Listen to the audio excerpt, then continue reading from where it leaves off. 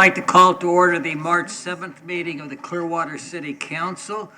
Please welcome Tracy Thomas from the Atheists of Florida Tampa Bay Coalition of Reason and Humanist Society, and the Pledge of Allegiance will be led by Mr. Poglaze. Ms. Thomas, or Mr. Thomas.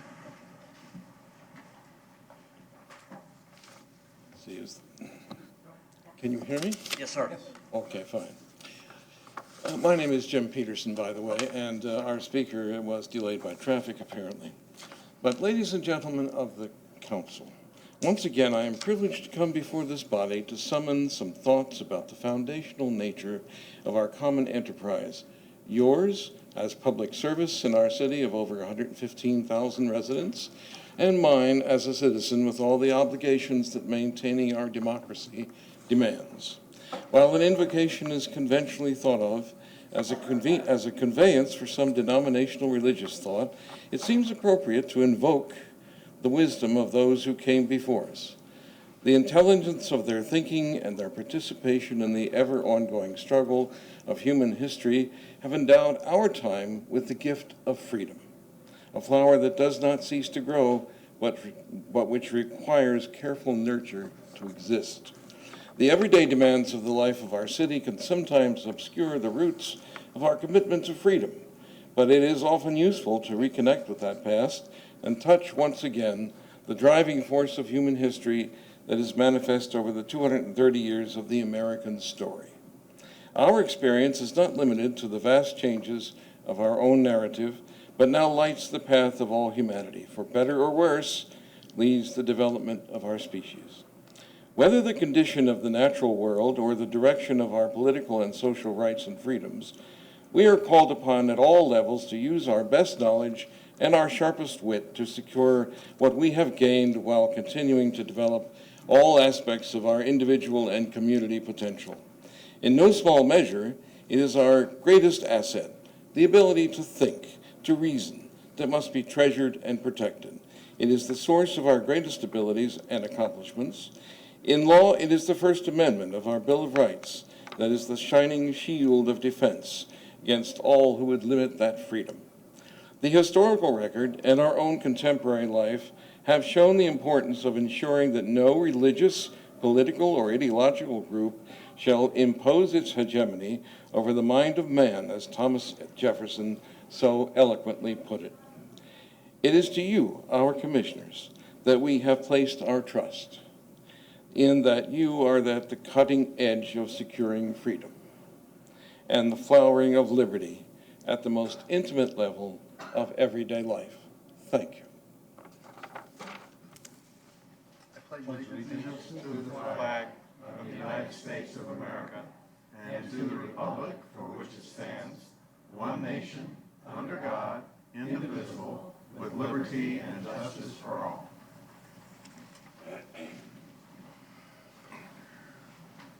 Thank you, Mr. Peterson, for being with us, and I apologize for not recognizing you earlier. Let me remind you, please, if you have a cell phone or other device, to put it on silence or vibrate so that we don't hear it. Mr. Poglaze reminds me that we charge you $1 if it goes off, and we'll charge council members $2, Mr. Poglaze, just to make you more aware. Let me double check. To my extreme left is our city clerk, Rosemary Call, our city attorney, Pam Aiken. Good evening. Councilmember David Albritton. Good evening. Councilmember Jay Poglaze. Good evening. To my right is Councilmember Bob Cundiff. Hi, folks. Councilmember Hoyt Hamilton. Good evening. Our city manager, Bill Horn. Good evening. And our deputy city manager, Jill Silverboard. Good evening. Our first order of business is to recognize our Clearwater for Youth Scholarship winners, and I would like to call forward Casey Smith, who is the new executive director of that program, and the honorees, many of whom we saw at our Clearwater for Youth banquet on the 23rd. And if we have some parents that would like to come and take pictures from back here, we just ask that you be careful as you come up because it's a little tight.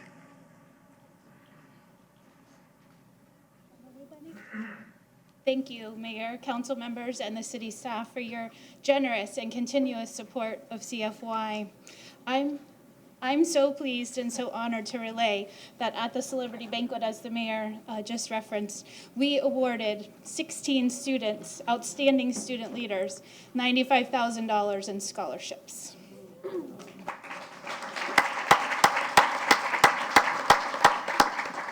They are an awesome group of seniors, and to help celebrate each recipient, I'd like to call forth Dawn Dowderty, who is our Clearwater for Youth Board of Trustee and also Scholarship Chair. Good evening. I think you've seen me here before, and I'm so excited to be here again and introduce to you our recipients this year. And it's with great pleasure as well that you get to meet Casey, who is our new executive director, as she stated, and we could not be happier at Clearwater for Youth to have Casey with us. She's just been a pleasure, and we're looking forward to big things ahead of us. So with that said, Casey did indicate that it was $95,000 this year that we've given away, but in all of our time of scholarships, we are approaching $750,000 in scholarships for high school seniors. So we're pretty excited and very proud about that. So tonight, why don't we meet our recipients? And we have first from the Clearwater Police Department, who Chief Dan Slaughter sponsors, Anna Sophia Landa Cruz. So Anna Sophia comes to us from Countryside High School with a 4.47 GPA, and she is the president of the National Honor Society. She's a swim team captain and also track and soccer. She has been accepted at the University of Florida, and that is where she is going to go. Is that correct? It's not. It's the University of Central Florida. Oh, she's been accepted. Oh, no, she's been accepted. She's not necessarily attending. She has a lot of choices here. Okay, thank you. Yes, so. Maybe you should do this, Casey. Next, we have Michael Carboni, and Michael comes to us with a sponsor from the Patel family, from Dr. Karan and the Patel Foundation. He comes to us from Clearwater High School with a 4.55 GPA. He's the team captain for soccer, and he's also the Athletic Leadership Conference ambassador. He is a historian in the Science National Honor Society, too. So he is accepted and will attend Barry University. We next have from Dealers Auto Exchange, which is Gary and Amy Connors. Most of you know Gary and Amy. They're sponsoring Trevor Kavanaugh. And Trevor comes to us from Clearwater High School with a 3.61 GPA. He is the track and cross country team captain. He's also was named the cross country most outstanding runner. So his colleges that he was accepted at quite a few, but he is going to University of Florida. Congratulations. And I'm not sure that I said that Michael Carboni came from Clearwater High School, so just got to get a plug in for CHS, my alma mater. Our next is the Art Capona Memorial. The family of the Caponas are sponsoring Angelina Hera. And Angelina also comes to us from Clearwater High School. I promise, we went all over the county. And she comes to us with a 4.40 GPA. She is the soccer team captain, the track team captain, and an officer in Future Business Leaders of America. She is going to the University of Florida. Congratulations. Next, we have Brianna Hopkins, and Brianna Hopkins is sponsored by Clearwater Gas System. Brianna comes to us from Clearwater High School with a 3.7 GPA. She is a cheerleading captain. She is a civil rights ambassador and involved with the Big Brothers and Big Sisters. She's right behind me. You can't see me. I keep looking for her and I can't find you down the line. She is accepted and will be attending the Florida Agriculture and Mechanical University. Next, we have Brain Harris Masoke, and he comes to us from Clearwater High School as well with a 3.14 GPA. He's a civil rights ambassador, cross-country, and track captain, and he will be attending our local St. Pete College. We next have, he's not here. We next have Nicole Tacridi, and Nicole comes to us from Countryside High. See, I told you we had other than Clearwater High. And she comes to us with a 4.52 GPA. She is a softball captain, volleyball captain, and captain for Relay for Life. She's a member of the National Honor Society as well. Her college is undecided, but she has been accepted at USF and the University of Central Florida. Am I missing somebody? I am. Kendrick. Well, let's see, Kendrick. He also received, the Capona family were very generous this year, and they gave us 2 $5,000 scholarships. So he is receiving the second Art Capona Memorial Scholarship, and he comes to us from Calvary Christian with a 3.0 GPA. He is the track and football captain, the YMCA 134 community service hours. 134 community service hours. That's to be commended. He's been accepted at St. Anselm, and that is where you're going, or are you going to Northern? I'm going to Northern State University to play football. Correct. Oh, there you go, to play football, not just to go to school. He's going to play football. And with that said, these are our award winners, our recipients for our scholarships that are here tonight. Please give them a round of applause.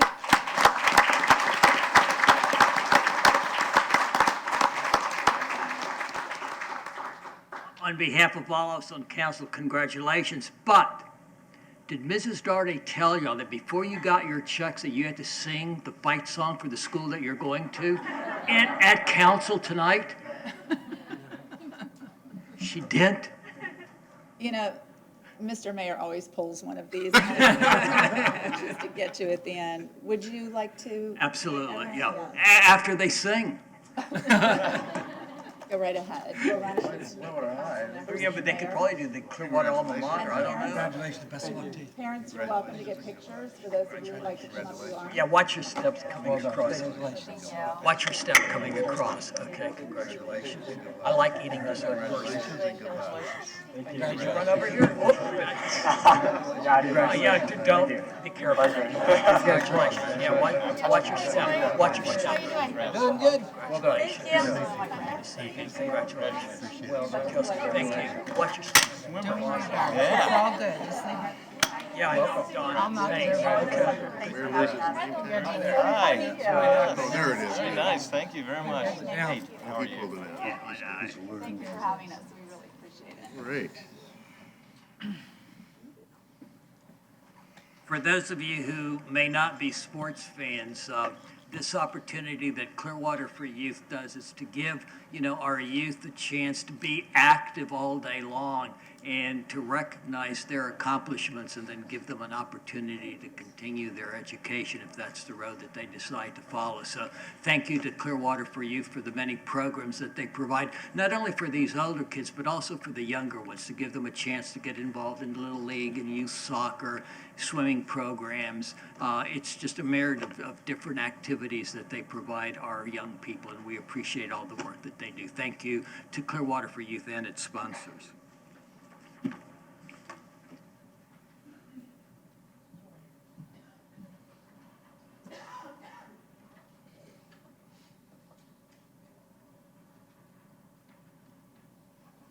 Council, I'm going to call forward now Sue Edry from the Tampa Bay Times for the newspaper and education proclamation. Whereas research shows that one of the best ways to help children discover the joy of reading and become lifetime readers is to involve them in reading early and frequently. And whereas children who are good readers improve their chances for success in school and become better informed and more engaged. And whereas Newspapers in Education is an international program that encourages the use of the daily newspaper as a living textbook for students from primary through adult education. And whereas for more than 40 years, the Tampa Bay Times, also known as the St. Petersburg Times, Newspaper and Education program has served educators, students, and families by providing classroom newspapers and companion materials and instructional support. Now, therefore, I, George Creticus, Mayor of the City of Clearwater, on behalf of the Clearwater City Council, do hereby proclaim March 4th to 8th to be Newspaper and Education Week. Thank you very much. Thank you so much.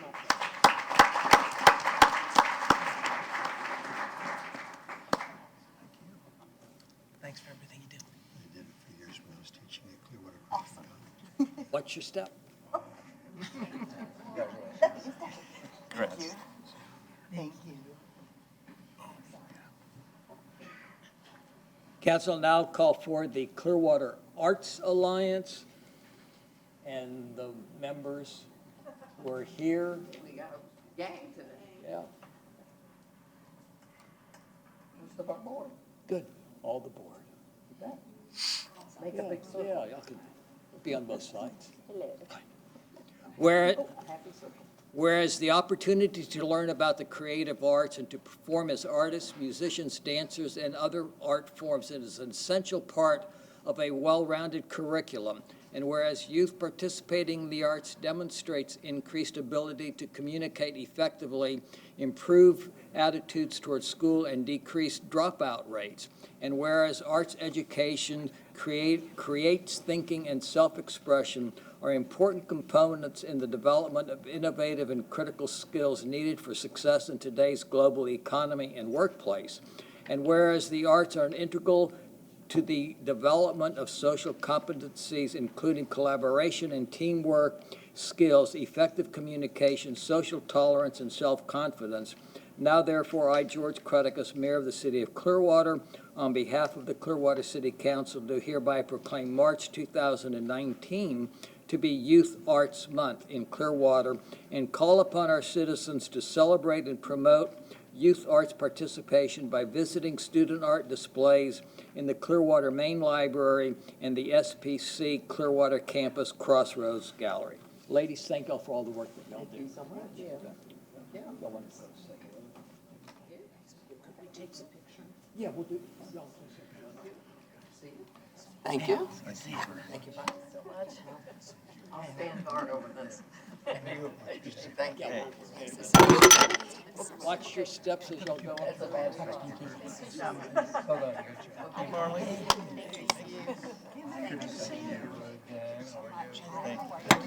Thank you guys so much. That's things, I don't know what we're gonna do about that. Figure something out about that. Thank you. Okay. Thank you so much. Thank you. That's what they want you to get all of them. Okay.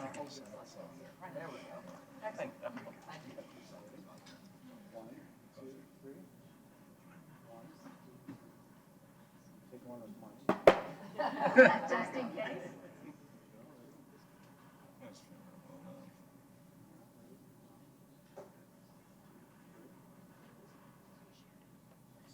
Thank you. Thank you so much.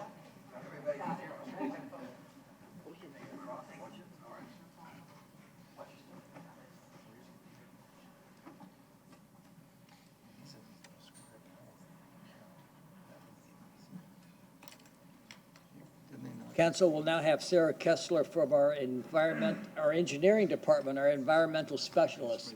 Come forward. Thank you. Whereas cities throughout Florida experience severe weather in the forms of extreme rainfall or tropical system events, resulting in flooding in beach waterfront areas, as well as to neighborhoods in low to moderate risk flood zones. And whereas the City of Clearwater participates in the National Flood Insurance Program, which provides residents with the opportunity to protect themselves against flood loss through the purchase of flood insurance, and which sets higher regulatory standards to reduce the flood risk and potential flood damage to property. And whereas the reduction of loss of life and property damage can be achieved when appropriate flood preparedness, control, and mitigation measures are taken before a flood. And whereas public education and awareness of the potential weather hazards and methods of protection are critical to the health, safety, and welfare of residents. Now, therefore, I, George N. Creticus, Mayor of the City of Clearwater, on behalf of the Clearwater City Council, do hereby proclaim March 11th to 15th to be Flood Awareness Week in Clearwater to increase the knowledge of flood risk, the availability of flood insurance, flood protection methods, and how to prepare for emergencies. And also to thank our staff for the work that it does throughout the year in environmental and environmental measures. Thank you very much, Sarah.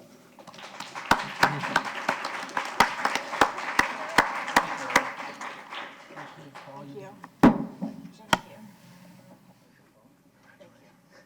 Thank you so much. Thank you.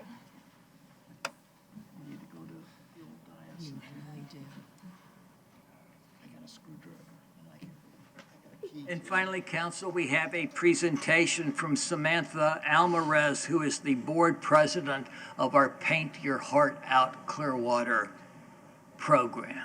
Samantha.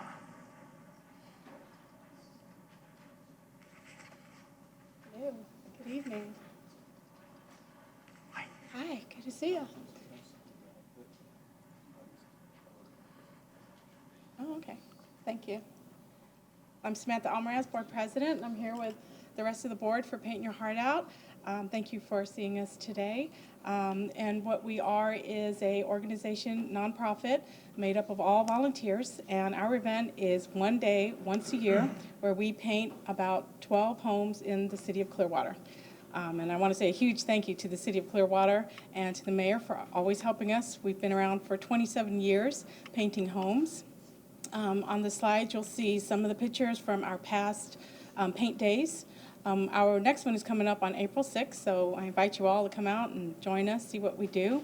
We have an after party for all the volunteers that come out and paint with us, and that will be held at the park right behind City Hall. And we have a nice celebration together for all the work that we've done, all the volunteers. Anybody else? On behalf of Paint Your Heart Out, we are a volunteer organization.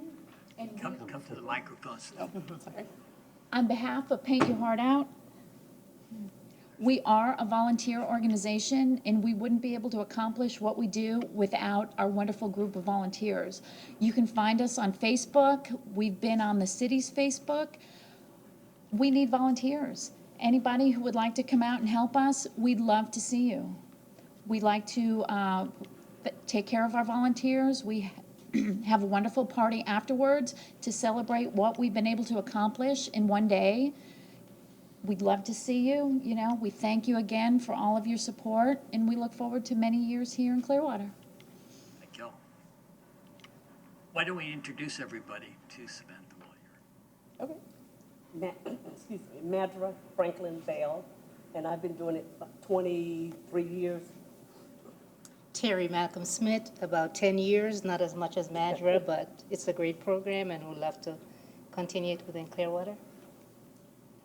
Tony McGinnis, 19 years. It's an amazing program. It's very rewarding. It's amazing what a difference we can make in one day for the community and the homeowners. I'm sorry. Joanne Simon, I've been around for maybe seven years now. And remind everybody again how they can register if they want to volunteer on April the 6th.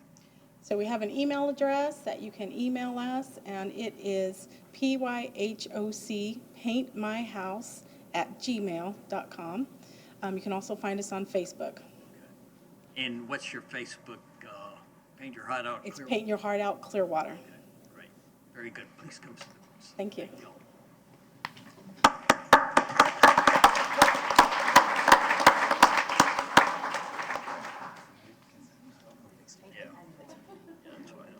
Thank you very much. Thank you. Thank you. Good seeing you. Watch your step. Thank you. Thank you so much. Thank you. Hey, Clay. All right, sweetie. Thank you. Okay, be careful with the steps there. Okay. Thank you. Thanks for having us. Thank you. Let's see some action here. I thought we done. Good warming up. Thank you. Good to see you again.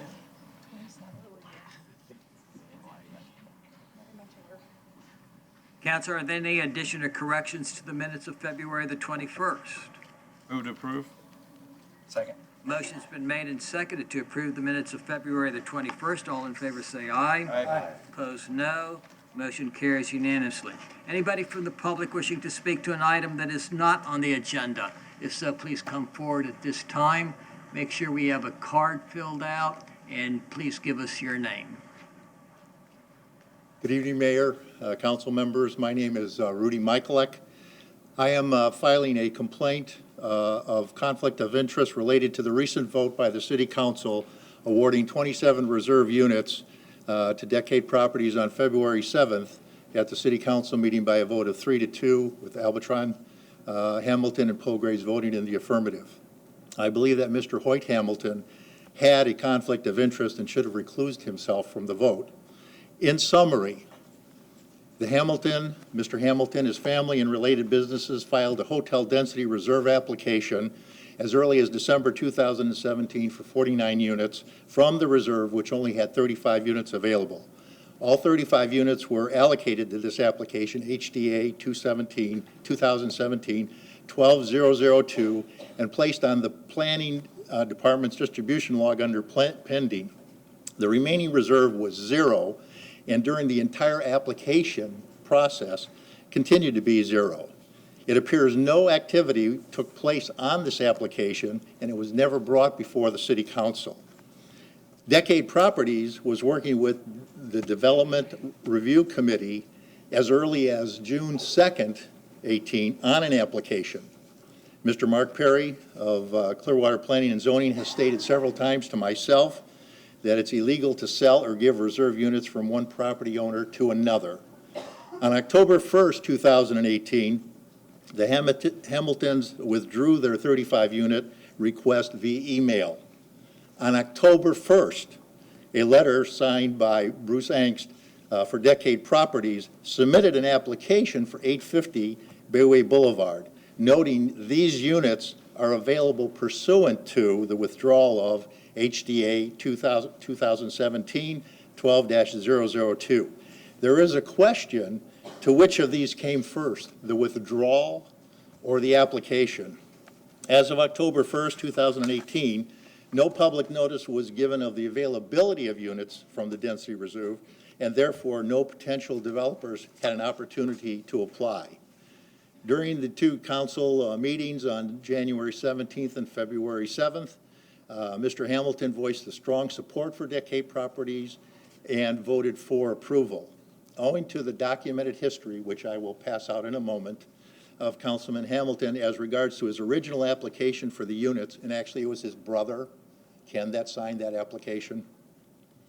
And then the subsequent withdrawal of that application on October 1st, the same date as the submission by Brian Angst for Decade Properties, along with other relationships involved. Your constituents are asking that the City Council consider the facts that we will hand out, investigate this conflict of interest complaint, and consider if Mr. Hamilton's vote was in fact tainted and should be removed from the voting. Obviously, if it was removed, it would be a 2-2 tie, and that would change the complexion of the approval of that application. Thank you, sir. Your time is up. Anybody else from the public wishing to speak?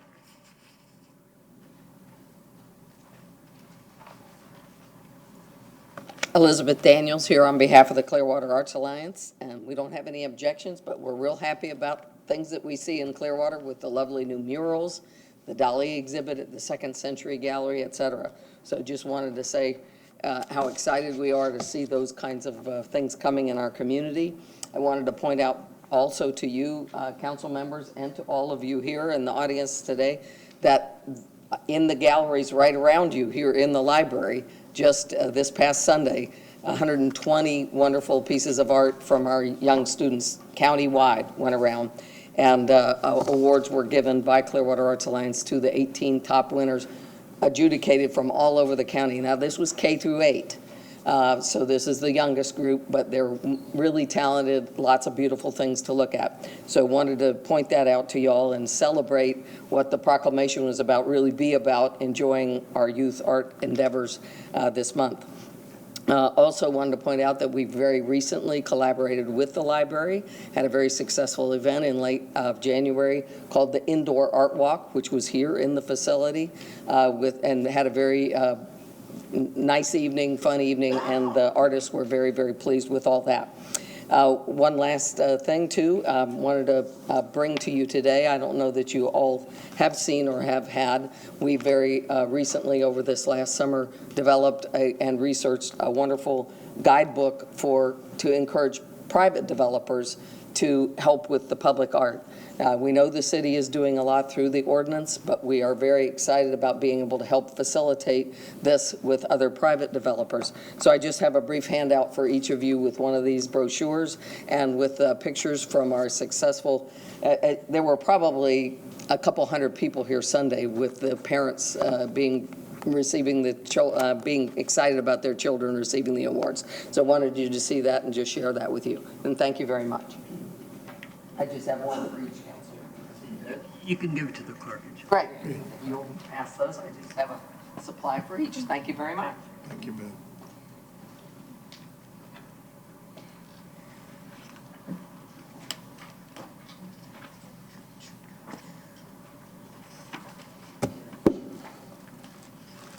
Good evening, Mayor, council members, City Manager Horn, and Assistant City Manager. I bring greetings from the Greenwood Panthers Youth Football and Cheer Organization, and we had some conflicts of schedules.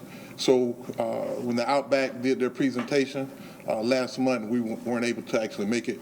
And due to conflicts with different activities, we weren't able to bring too many children tonight. So, but that being said, we still wanted to come out and express our appreciation to the City of Clearwater, the council, and the staff that are ongoing in supporting the Greenwood Panthers since 1984. So this would actually be our 35th year on paper, but programmatically and on the football field and cheerleading, this will be our 34th year. We did very well this year, cheerleaders. Out of 5 cheer squads, we actually had 1 second place, 4 first place, and our Pee Wee cheerleaders were the grand champions. Football, all five teams made the playoffs. 3 actually went to the semifinals, 2 went to the Super Bowl, and 1 actually, unfortunately, came up a little short. But the youngest group, our foundation of the organization, our flag team, they actually won the Super Bowl. And we actually included the council members and also City Manager Horn. I apologize. I did not know that the Assistant City Manager would be on the dais. But we included you in our ring count. And if we can approach, or if my secretary, Shanita Poinsett, if she can approach, she'd like to present you with a Super Bowl ring. Wow. Don't know when I'm ever going to get it. Yeah. You gave me 2, I know. Yes, Yeah. it's 2 supposed to- different ones. Two different okay. ones. Yes. Yeah, so we won Super Bowl ring, and one will actually be the Florida National State Championship. The flag team went 16 wins, 0 losses. So it was a very good season. And again, the services that the City of Clearwater provides to the organization is invaluable so far as the in-kind services. And we just wanted to come tonight and extend our appreciation, to the council, city manager for his ongoing support, and also the staff that does an outstanding job. Well, congratulations. This is really exciting. 4 more and I'll be like Tom Brady. All right. Hopefully we'll be back again next year. Good luck. And it was great having the kids who did come out to the Outback Bowl Yes. so that they could be recognized by the fans from Iowa and Mississippi State and give them somebody else to look up to like those players and coaches. So thank you for what the foundation that you're setting for our youth. We appreciate that. Good job. Okay, thank you. We appreciate you. 4 more to go. All right. Okay. Thanks. Thank you.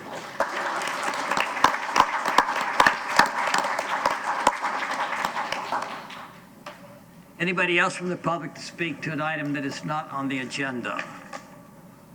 If not, we will close public comment and ask if anybody from the public or council wishes to pull an item off the consent agenda, items 7.1 through 7.16.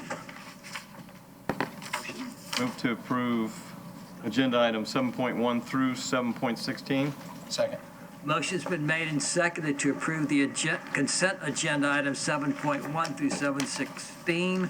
All in favor say aye. Aye. Opposed, no. Motion carries unanimously. Agenda item 8.1, Mr. Horn. Approve the request from the owner of property addressed as 601 Mandalay Avenue to vacate a 15-foot wide platted alley lying within Block A, replat of part of Mandalay Unit Number 5 as recorded in Plat Book 21, page 13 of the Public Records of Pinellas County, Florida, and pass ordinance number 9246-19 on first reading. Mr. Burzak. Good evening. Robert Burzak, Real Estate Coordinator. The allocation will allow commercial development of a new Chase Bank on the site. The city will retain an easement through the described property for installation and maintenance of public utilities. The abutting property owners of the alley and city stakeholders have reviewed the alley vacation request and have no objections. Any questions for staff on agenda item 8.1? Anybody from the public to speak to agenda item 8.1? Motion to approve agenda item 8.1. Second. Motion has been made and seconded to approve agenda item 8.1. Comments, council? All in favor say aye. Aye. Opposed, no. Motion carries unanimously. Ms. Aiken. Ordinance number 9246-19. An ordinance of the City of Clearwater, Florida, vacating a 15-foot wide alley lying within Block A, replat of part of Mandalay Unit Number 5 as recorded in Plat Book 21, page 13 of the Public Records of Pinellas County, Florida, lying in southwest one quarter of Section 5, Township 29 South, Range 15 East, Pinellas County, Florida, providing an effective date. Mr. Chairman, I move that we pass ordinance 9246-19 on first reading. Second. Motion has been made and seconded to pass ordinance 9246-19 on first reading. Comments, council? All in favor say aye. Aye. Opposed, no. Motion carries unanimously. Agenda item 8.2, Mr. Horn. Approve the request from the owner of property address 26996 U.S. Highway 19 North to vacate a portion of a drainage and utility easement as recorded in Official Records Book 4398, page 362 of the Public Records of Pinellas County, Florida, and pass ordinance 9247-19 on first reading. Mr. Burzak again. The easement vacation will allow development of a new BJ's wholesale gas station on the site.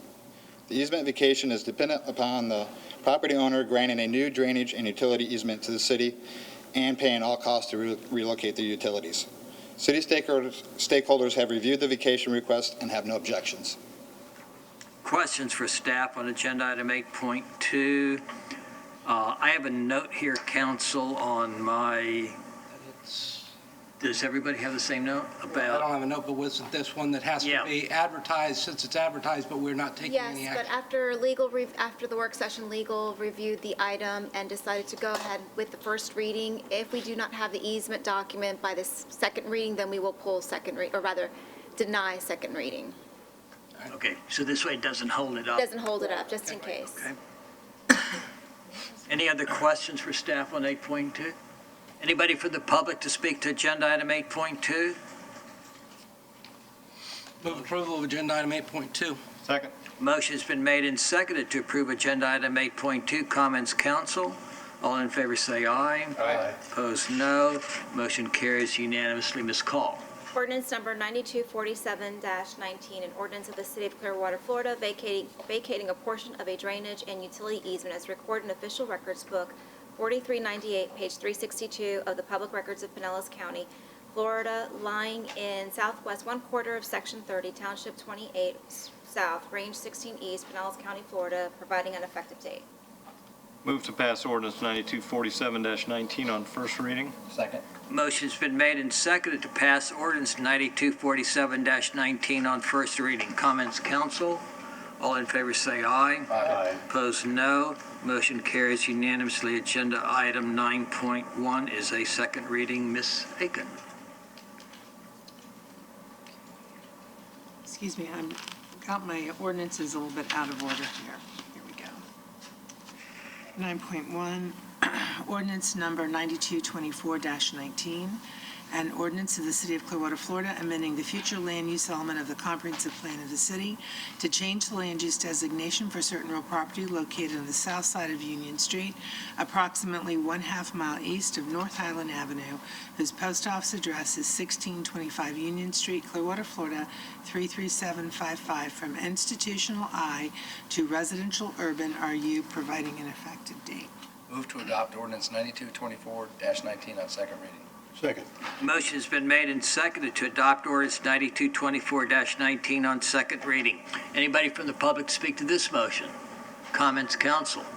All in favor say aye. Aye. Opposed, no. Motion carries unanimously. Agenda item 9.2, Ms. Call. Ordinance number 9225-19, an ordinance of the City of Clearwater, Florida, amending the zoning atlas of the city by rezoning certain real property located on the south side of Union Street, approximately 1/2 mile east of North Highland Avenue, whose post office address is 1625 Union Street, Clearwater, Florida, 33755, from institutional I to low-medium density residential LMDR, providing an effective date. Mr. Chairman, I move that we approve ordinance 9225-19 on second reading. Second. Motion has been made and seconded to adopt ordinance 9225-19 on second reading. Anybody from the public speak to this motion? Comments, council? All in favor say aye. Aye. Opposed, no. Motion carries unanimously. Agenda item 9.3, Ms. Aiken. Ordinance number 9229-19, an ordinance of the City of Clearwater, Florida, annexing certain real property located in the northeast corner of the intersection of Idlewild Drive and North Betty Lane, approximately 620 feet south of Union Street, whose post office address is 1300 Idlewild Drive, Clearwater, Florida 33755, into the corporate limits of the city and redefining the boundary lines of the city to include said addition, providing an effective date. I move that we adopt ordinance 9229-19 on second reading. Second. Motion's been made and seconded to adopt ordinance 9229-19 on second reading. Anybody from the public speak to this motion? Comments, council? All in favor say aye. Aye. Opposed, no. Motion carries unanimously. Agenda item 9.4, Ms. Call. Ordinance number 9230-19, ordinance of the City of Clearwater, Florida, amending the future land use element of the comprehensive plan of the city to designate the land use for certain real property located on the northeast corner of the intersection of Idlewild Drive and North Betty Lane, approximately 620 feet south of Union Street, whose post office address is 1300 Idlewild Drive, Clearwater, Florida 33755, upon annexation to the City of Clearwater as residential urban RU, providing an effective date. Move to adopt ordinance 9230-19 on second reading. Second. Motion's been made and seconded to adopt ordinance 9230-19 on second reading. Anybody from the public to speak to this motion? Comments, council? All in favor say aye. Aye. Opposed, no. Motion carries unanimously. Agenda item 9.5, Ms. Aiken. Ordinance number 9231-19, an ordinance of the City of Clearwater, Florida, amending the zoning atlas of the city by zoning certain real property located in the northeast corner of the intersection of Idlewild Drive and North Betty Lane, approximately 620 feet south of Union Street, whose post office address is 1300 Idlewild Drive, Clearwater, Florida 33755, upon annexation into the City of Clearwater as low-medium density residential, LMDR, providing an effective date. I move to adopt ordinance 9231-19 on second reading. Second. Motion has been made and seconded to adopt ordinance 9231-19 on second reading. Anybody from the public to speak to this motion? Comments, council? All in favor say aye. Aye. Opposed, no. Motion carries unanimously. Agenda item 9.6, Ms. Call.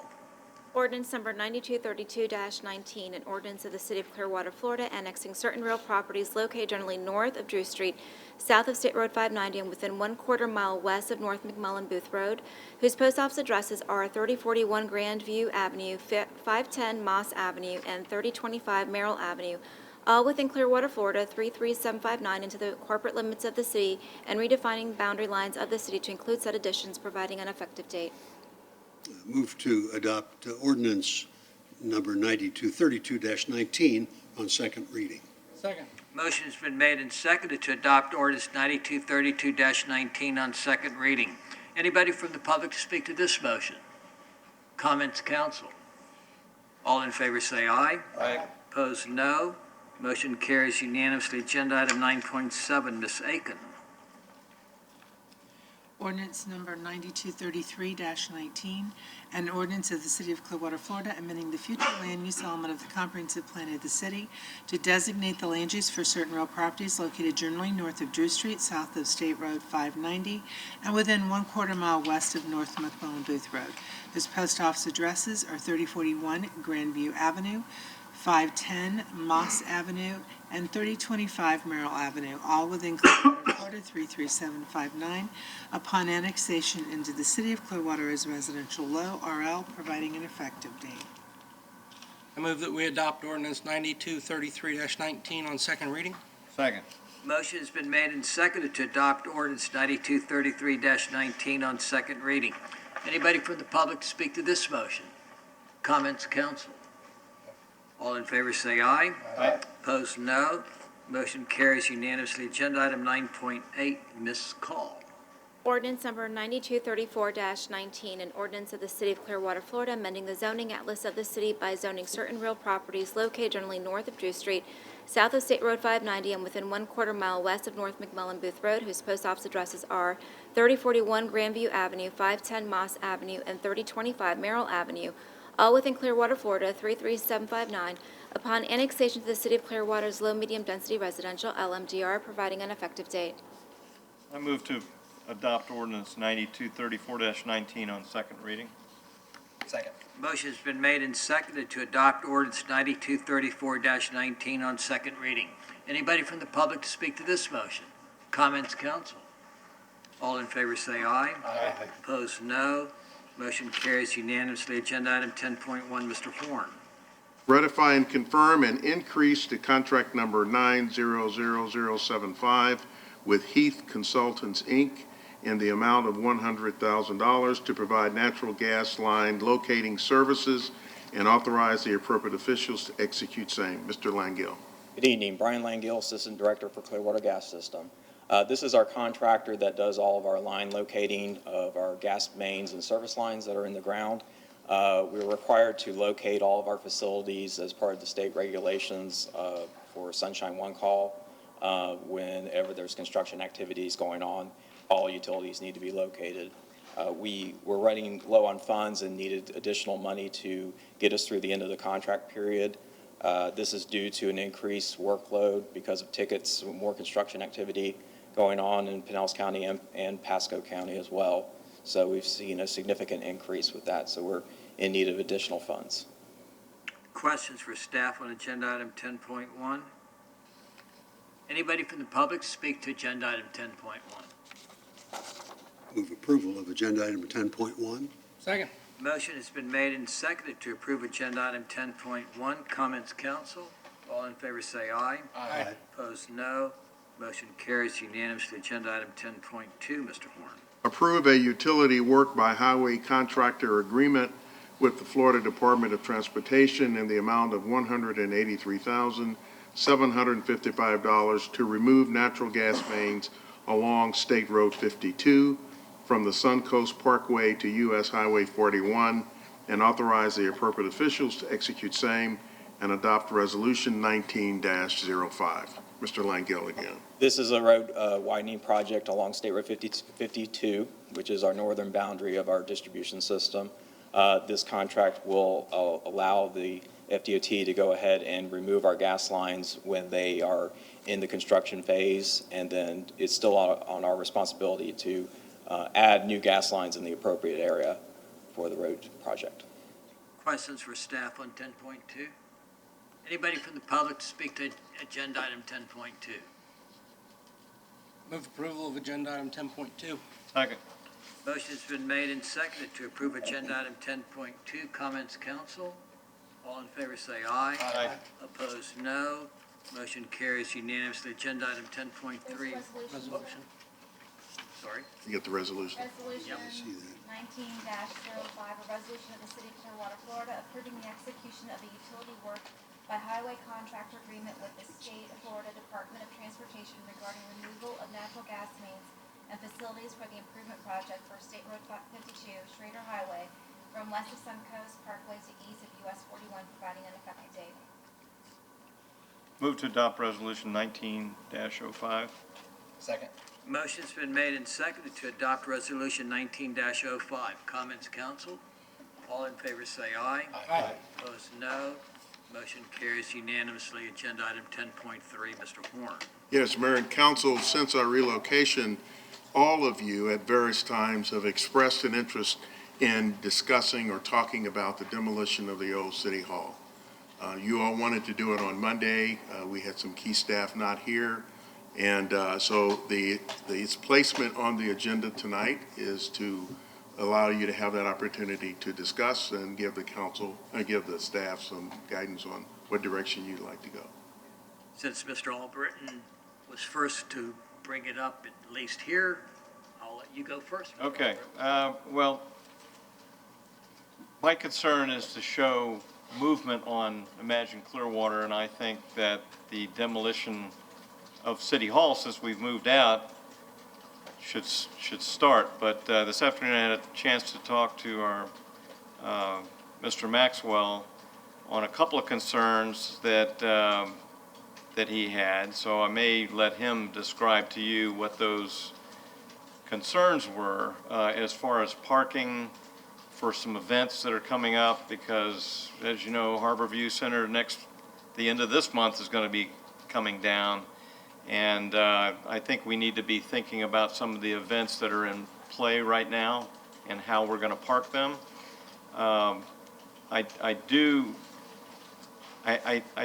want to show forward movement on this, and perhaps he can come up with a idea of other parking that we could use instead of the City Hall site, because I think once that goes under demolition, aren't you going to need most of that parking there for staging and so forth? We anticipate needing most of that parking lot, yes. Sorry, we anticipate needing most of that City Hall parking lot in the front, correct? Okay, and you told me that there was maybe some other areas that you could think about parking for some of these events, but you didn't know where that was yet, so. Sure, why don't I step back, because I haven't had a chance to talk to the other council members as I spoke to you this afternoon, but one of our concerns with immediate push forward with the demo relates back to a timing issue. Our current contract with the Harbor View, obviously it's underway. It should cease on August 7th. That's when that contract is supposed to be over, and the property is supposed to be returned to us the way that it was given to the contractor, sans the Harbor View, of course. So the parking lot will then be able to be reactivated. That equates to about 168 spaces in the downtown, 168 parking spaces. So those will be out of commission probably until August 7th. If we were to move forward as quickly as we can to try to demolish the City Hall building, we would need to do an asbestos survey, which we've already started the process of getting a contractor to do that. Tim Kurtz from our engineering department is currently working with several contractors to do that. So we're going to move forward with that regardless. We would then need to draft our RFP, which again, we can do that immediately as well. And then we would go out to bid. We expect that whole process to probably take around 3 months from end of April, roughly, if everything moved as quickly as it could. That would put us around July for a notice to proceed, maybe August for a notice to proceed. If it is prior to August 7th, we have concerns about then pulling the additional, and I have the number here, 135 spaces from City Hall out of the equation for downtown parking. So then we would have the 138 and the 168 out for a total of 303 being out of commission until Harbor View came back online. Probably a short timeline, but still a number of spaces being offline at the same time. If we started it right after Harbor View came back online, we would then have about 2 months then until Jazz Holiday and Hispanic Heritage. So those are the events that Councilmember Albritton was mentioning. You know, we would be removing those 138 spaces for those two events. Those are high draw events for us, considering the month and a half, 2 months. You know, there's certainly a value question there that we need to answer. We're trying to find some other options as far as some sort of park and ride, something like that. We don't have that nailed down yet, but we certainly can continue to do that. And I expect in April we could probably come back with solutions. Now there may be some cost associated with that. I don't know yet. But while we're working on the asbestos survey, while we're working on the RFP, we can come up with some options, and then you can decide whether or not that pushing forward as quickly as possible is the correct approach, or if we want to hold off for a couple months. So that's what I've got. I have a question, Mr. Mayor, to follow up on that. So Harborview is going to come down, but we're not going to be doing anything with the parking lot in back of Harborview until Correct. later. In other words, Correct. That would be, there is no demolition of that parking lot in the agreement. So it's just the building. That's being removed, and then the other portion would be a part of the demo associated with Imagine Clearwater. okay, so I guess my concern is if we really want to be moving forward on this project, Imagine Clearwater, Harborview was the first big piece that needed to happen, and we've been hoping, I mean, it is close on the horizon now. But what do we do after Harborview comes down? What is our next step that we can do to keep things moving forward? Is it taking the parking out? I mean, I guess we're not going to be doing that until after we have a commitment with our events, right? I mean, can't take the parking lot out and still have a jazz holiday, so. Well, no, we can take some of those parking lot areas out. It definitely changes how we set up events. It removes our ability to park cars down there and requires us to have more of a park and ride scenario. But we are preparing for those scenarios as well for, the year after. We've talked to Jazz Holiday about not moving forward with a significant removal of the area the footprint that they normally operate within prior to. So probably up to where the food court would be. Yeah, right. In that area. Yeah. And including, at this point, we've not intended to take out the asphalt surface at the moment, only because we didn't need to do it yet. We want to do it as part of the overall construction for the park. Now, phased, albeit. So we're not, if we're doing the Civic Gateway and the band shell area, we'll remove some of that area and then add back in whatever dirt or sod needs to be added back in and construct whatever we decide we're going to construct. But we would anticipate that being part of the contract for construction with whoever we select for that construction. Okay, so it would seem to me that, and I don't know the rest of my colleagues, but I would say if we're going to be pressing forward on this, that we be thinking about what we're going to do for the park and ride, because we're going to definitely be doing it next year and probably the end of this year as well with some of the big events that we have scheduled, so. Yep. Mr. Albert, I'm going to take a little different approach to all of this. I know you are. Because all I hear is we need to tear things down. Yes. Okay? And tearing things down is fine, but that's not what Imagine Clearwater was all about. Imagine Clearwater was building things. And what was the one thing that we were supposed to do first off on Imagine Clearwater? And that's to get the Civic Gateway done. Not tearing down City Hall, not even putting City Hall on the market until we had something that got people excited about being downtown. Tearing City Hall down isn't going to get people excited. It's not even going to show any movement. It's just going to show that we're good at tearing things down. What we ought to be focusing all of our attention on right now is getting the Harborview Center down and the Civic Gateway built so that people will know that we're building things up as opposed to tearing things down. And furthermore, if we're going to tear City Hall down, why should we pay for it? Why not wait until we have the plan put together and offer a developer through an RFP an opportunity to do the whole site at one time and let him bear the expense of tearing something down? Let's concentrate on building the Civic Gateway and getting that done. And moving on with Imagine Clearwater, that part that we can control and that we must control.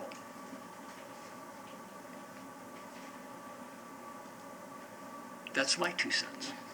mean, if you want me to, I'm basically where you are, Mayor, in that I'm leery of tearing down City Hall before we know what's going to replace it. Because, Pam, correct me if I'm wrong, any public land west of Osceola for development has to go to referendum. Yes, sir. Okay, given that, you tear down City Hall right now, A, we got to do it on our dime, and I'm not sure where that money's going to come from. B, you're going to create an open vista that people are going to get used to. And then you're finally going to go back to them and say, by the way, now we want you to let us take that vista away for this development. You're going to create you could create a bad situation. You know, with City Hall there, it shows that that property has been developed in the past. And if we're going to tear it down to immediately build what the new development's going to be, that's a good thing. But to tear it down and then people start getting in their mind, hey, that's pretty good, not having that open space, it's going to make getting a referendum passed a little more difficult for us. So, and I really am leaning towards taking all of the public lands west of Osceola, putting them in one RFP for a master development and a master development opportunity, and see what the development community has in mind, what they think is the right thing, and then we get to decide what we like and what we don't like.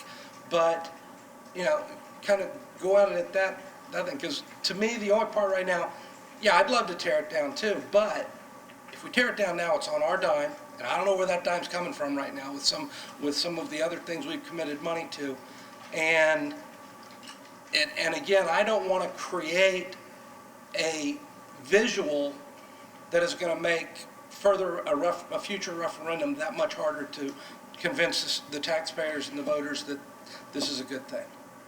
That's kind of where I look at it. Mr. Condon. I'd like to suggest that that our city can do two things at the same time. We don't have to do just one thing at a time.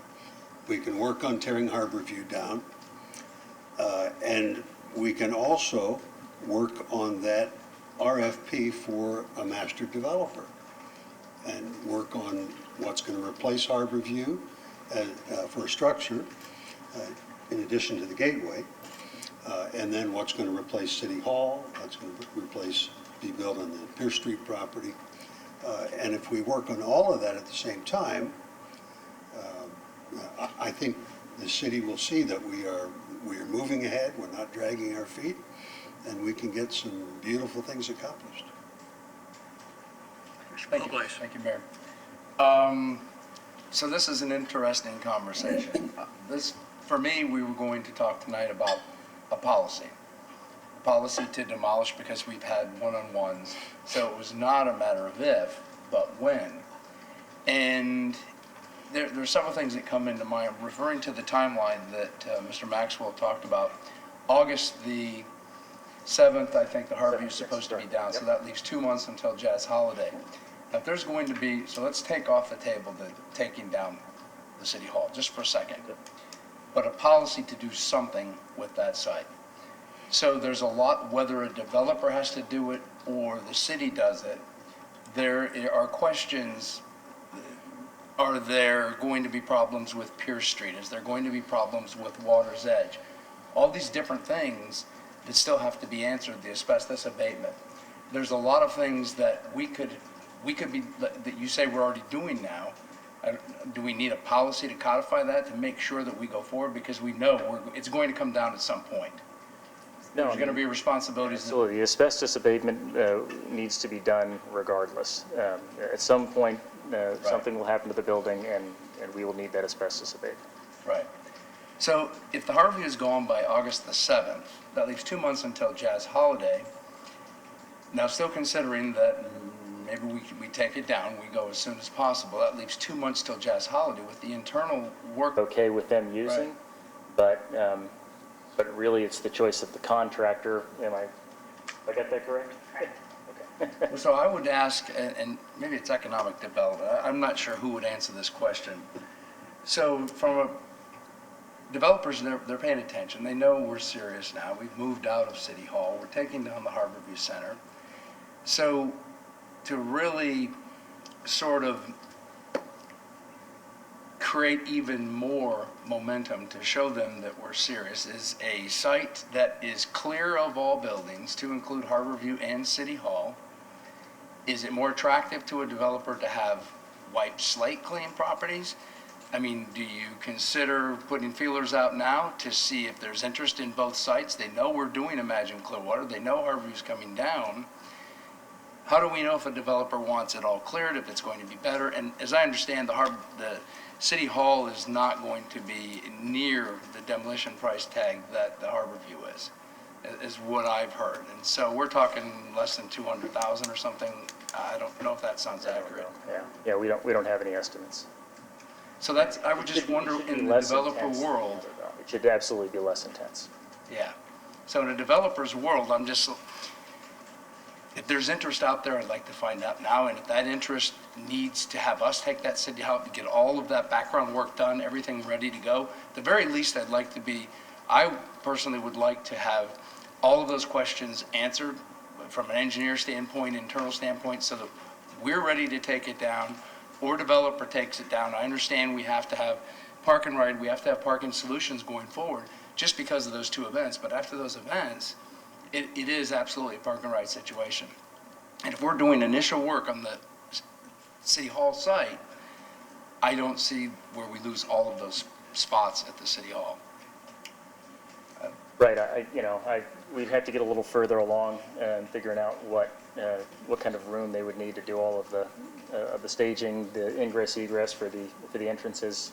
The trucks will be in and out of for the removal, but I think a lot of it relates back to them taking over the site and how much of the site we are going to give up for them to stage in. I mean, we could certainly define that, but that may have some effect on the price as well.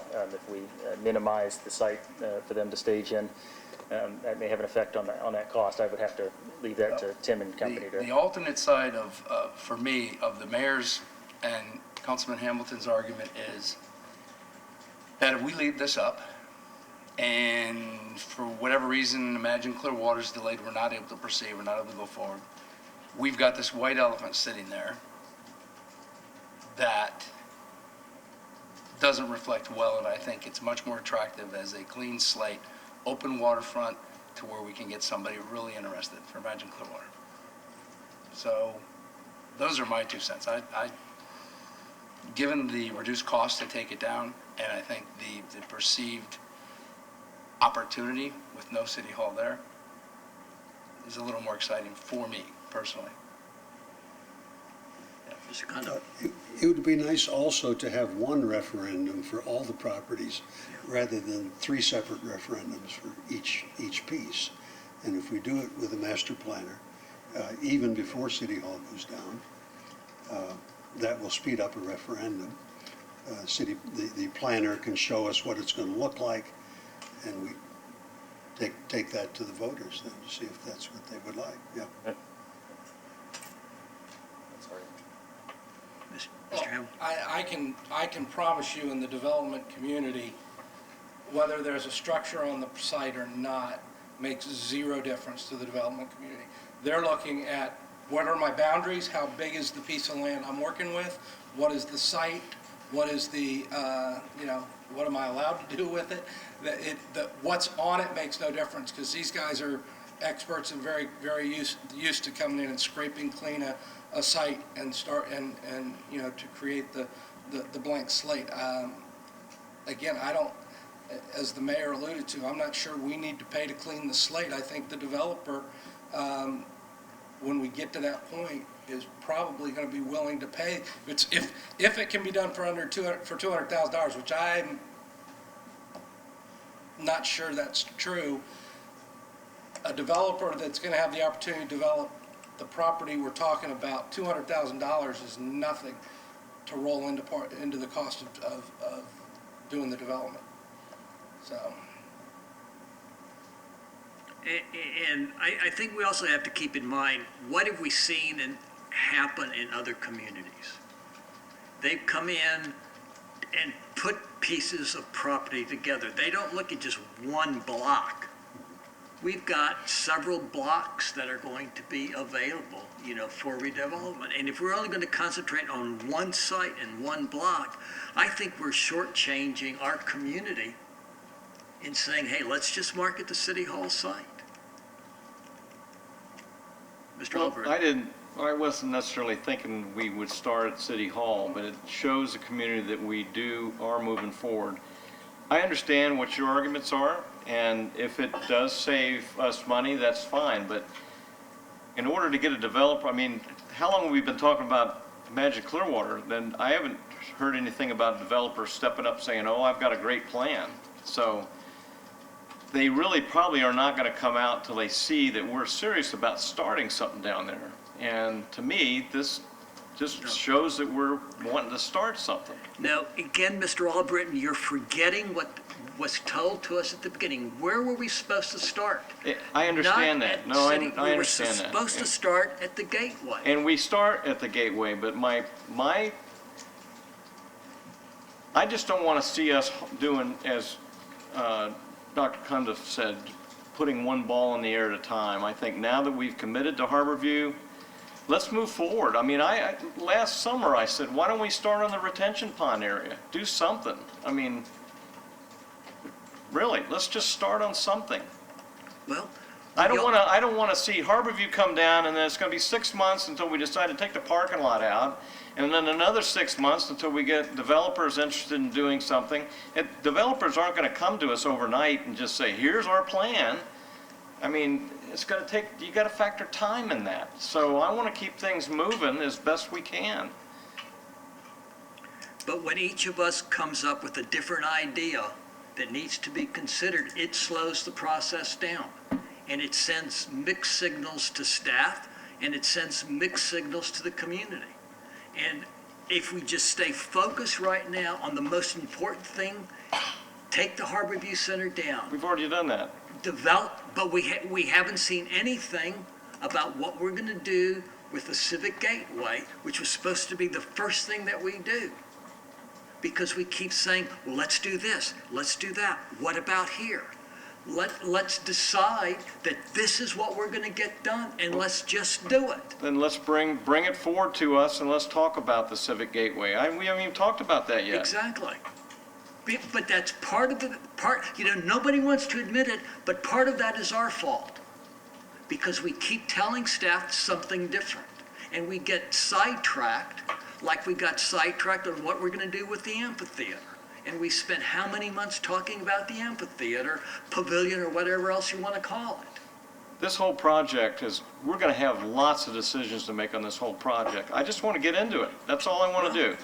Okay? I think we're all on that page. But as I've said many times, and y'all are probably tired of me, none of us have a magic wand that's going to get it done right away. Mr. Maxwell? Yes, I just wanted to bring up a couple items. One relates to the Civic Gateway. Once we work through our meeting on April 1st with Duncan, that is a big domino. Our decision to do whatever we're going to do in that amphitheater area will allow us to finalize what we want to do in the Civic Gateway. The sloping is the major issue there. Our engineers are already working on the effect of having the 2% sloping that we discussed at the previous meeting with Duncan, and what that does to that area. So we'll be prepared to talk about that at the April 1st meeting, about what that's going to look like. The second piece that I just wanted to mention, and we intended to bring and still intend to bring in April, some conversation about the sort of the redevelopment strategy for the Osceola corridor. One of the big pieces to that is the timing of when we go to referendum and what we bring to referendum. Is it just the box that we would like someone to operate within and have the voters approve nothing higher than X and nothing wider than Y, whatever that might be? Or is it something that that is vetted out by a developer. We have heard in some of our conversations with the developers, similar to what Councilmember Hamilton said, that the preference is more of just give me the box I'm allowed to play in and let me play there, rather than them investing monies in. Now, we want to make sure we have a full conversation about all of the positives and negatives surrounding that. So, I didn't intend to get deep into that tonight, but I'm happy to work into that in April as we get ready. Sorry. Well, my response to that is, I think that's a mistake, just giving a referendum for a box. We need to be specific about what we're giving on a referendum, or it's going to fail. So I'm all for getting in touch with the developers, having them to give us a conceptual, what do you want, what are you doing here, and us vetting it and then putting it out. But we can't say, we'd like to build a box here so high, so wide, so deep, and have I'm already getting questions like, what is going there? Is it mixed use? Is it a restaurant? Is this and that? It's got to be pretty specific if we're going to referendum in order for that to pass. It would have to be. Yeah. This, Mayor, to make a comment about half of this delay is our fault. Whether it's Imagine Clearwater, the pavilion, whatever we're talking about, this is such an extremely important decision in our time right now for the city of Clearwater. And I won't say that we've made mistakes, but I would say that these conversations and these changing our minds and these modifications are extremely relevant and of the utmost importance, because it is about economics. And I would suggest that we are where we today because we listened to people who are experts, the people that gave us the original Imagine Clearwater footprint. They were citizens, they were residents, they weren't experts, they didn't understand economics and revenue generation. So we are today, especially the pavilion conversation, because of economics and generating revenue. So I think that's extremely important, and any additional conversations we have going forward with this project are equally important. And I would agree with Councilman Albritton, and especially with Dr. Cundiff when he said more than one ball in the air. So even if we don't take down City Hall, we're working on this. We're going to be working on the Civic Gateway. Why would we not right now? Let's get ready. Let's get these properties ready for a master RFP. So it doesn't have to come down. But why would we not go as quickly as possible for a master RFP to see what the interest is? I mean, everybody. I remember I was here. Active Edge. Osceola is the active edge. Imagine Clearwater wasn't supposed to. It was supposed to activate Osceola, and it was going to migrate east for downtown. So I like the idea of more than one ball in the air. I think we're under pressure from the community, the business community, the development community. Everybody's got our eyes on us. Let's not bog ourselves down in every one of these steps that we're talking about. It does add another 3 or 4 months to the process. So why wouldn't we do a master RFP right now to see what the interest is? We are moving forward.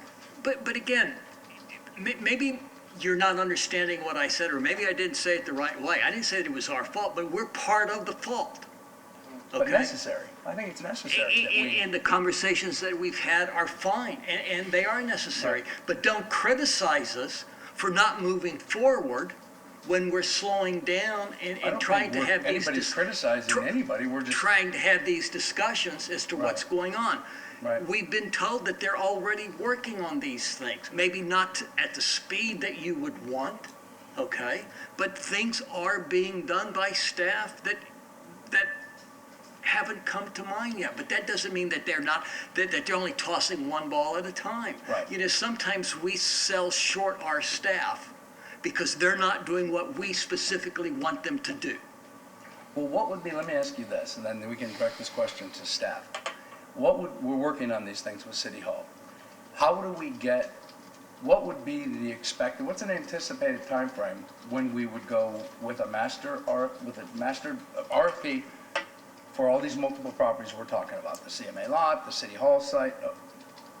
Right now, at the speed that we're going, when might we be able to expect an RFP for that site? I think that really depends on a number of factors that we want to get deep into. One is, does it make more sense to put it out, an RFP out prior to construction of the park or after construction has begun. Because another thing that we've heard from multiple groups is they want to see commitment, and to them, commitment is moving forward with construction on a $55 million park. That is a factor that we need to, to weigh.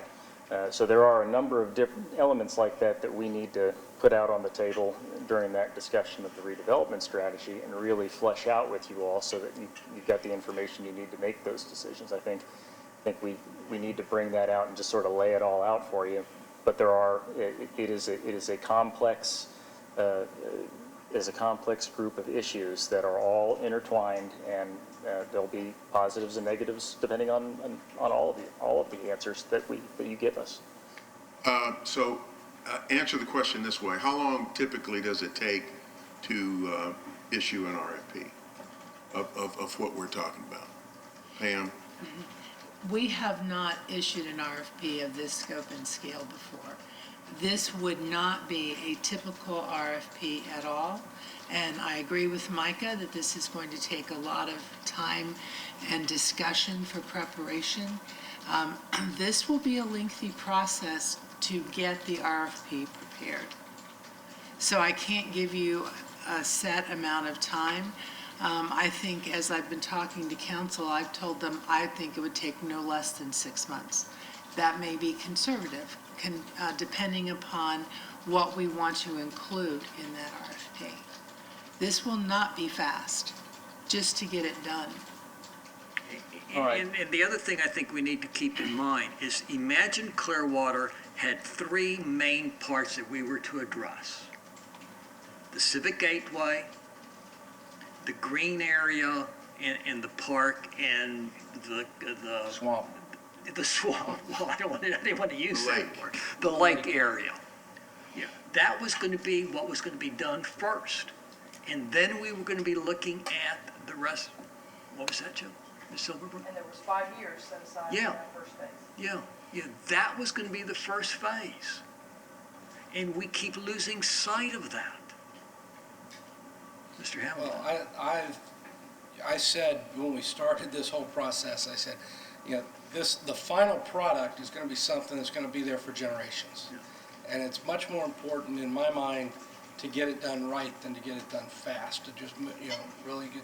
And I also believe, yes, but we need, and we're getting close to the point where we're going to put our votes and our stamp on exactly what the bayfront's going to look like, what the band shell's going to ultimately be, what the park is going to, how the park is going to be designed, how the swamp/lake area is going to be. That we're not that far away from that when you look at the overall development calendar and progression. And I think you need that plan in place, and basically you need some dirt being moved down there for the development community to then look at the properties we want to put out there for an RFP and say, what would you put here? Because you now know this is what's going to be down there. We're moving the dirt, we're building what's down there. Now, what would you put up here that would accentuate and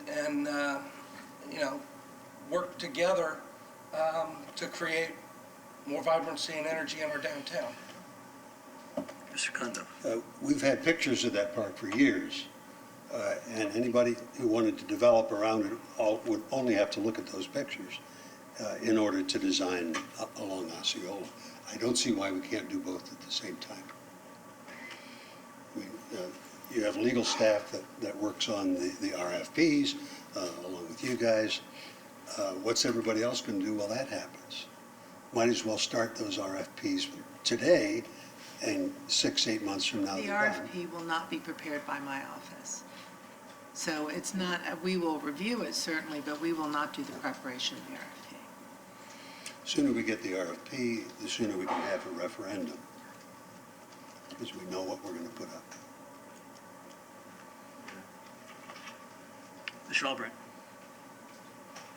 I'm sorry, I just want to see some activity going on this. I think we've got plenty We have a lot that we have to decide on. I'm eager to get that so I can start deciding, and we can start talking about it.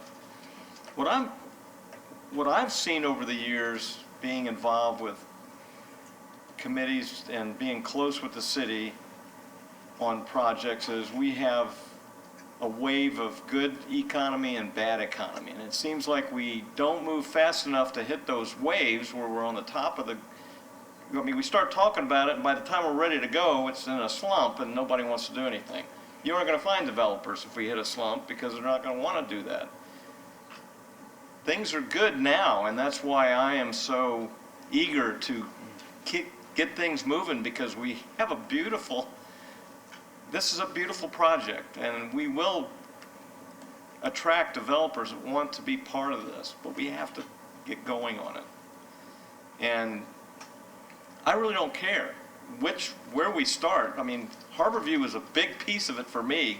Get that out of the way, because then you can really see how it opens up into downtown. But I'm just eager to start anything. And I realize that we got some commitments toward the end of the year that we need to work around.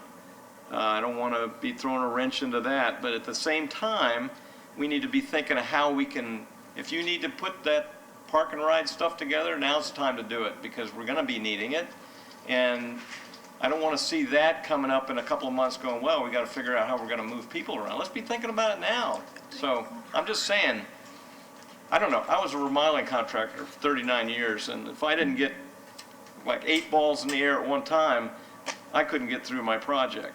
So, And that is one that we have been working on, the sort of a people mover portion of it, something in the downtown to try to move people around during construction and even after construction. So sort of a multi-phase piece. So we are working on that. We simply weren't ready to talk about it this evening.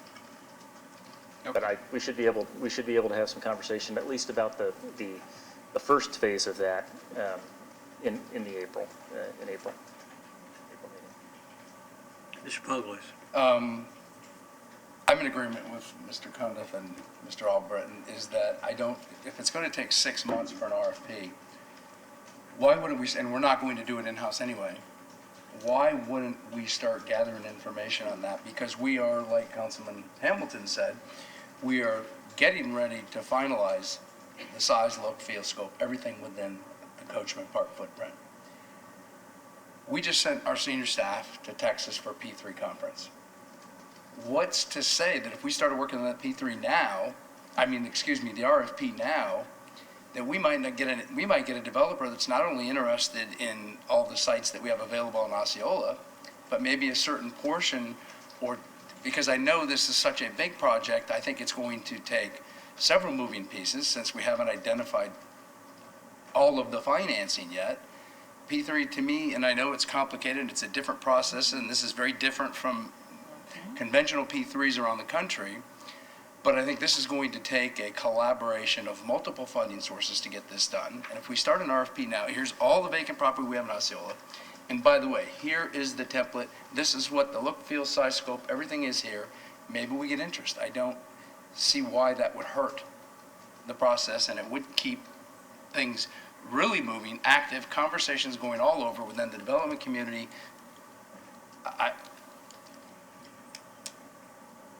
And I would say that I think we're probably a month to 6 weeks early on that conversation, only because I want to make sure that you do understand the pros and cons of all of those decisions you're going to make. List them out there so they're very clear for you to understand, and then we can have the content that you would put in an RFP. But I think that's a key step that we need to allow you to have some time to think about. Mr. Horn. Mayor, let me make a series of comments. This reminds me of a conversation that we had when we were in the hotel redevelopment phase. The council at the time was very frustrated that even though we had Beach by Design approved, in fact, we started Beach by Design while we were entertaining hotel redevelopment projects because the council wanted to try and get something done. Pam, you remember I asked the council, do you want to finish Beach by Design and then we worry about or entertain projects? And they said, no, we want to try and do them both at the same time. But it was that frustration that was very clear, and it was directed at us, you know, at staff. The only challenge was the market. The market is what redevelops. The staff doesn't redevelop. It's the market that responds. And so everybody kind of settled down a little bit, and then once we progressed into the future, then the market started to respond, then the projects came, and then the council made their decisions. I am comfortable living in this tension that is represented among all 5 of you. We can only move so fast, we can only bounce so many balls in the air, because we're ultimately accountable for those balls. And so I know you want to move faster, and we will move faster. There are some things that we can do in preparation for the next step. So, you know, as Mike had kind of outlined, we can get the City Hall site ready. Yeah, we can work on that stuff. And there may be other things that we can do, but I just want you to know, you can only push us to move so fast. And it is what it is. That's why I asked the question, how long is it going to take to do an RFP or RFDQ? And what did Pam say? Probably conservatively, what, 6 months?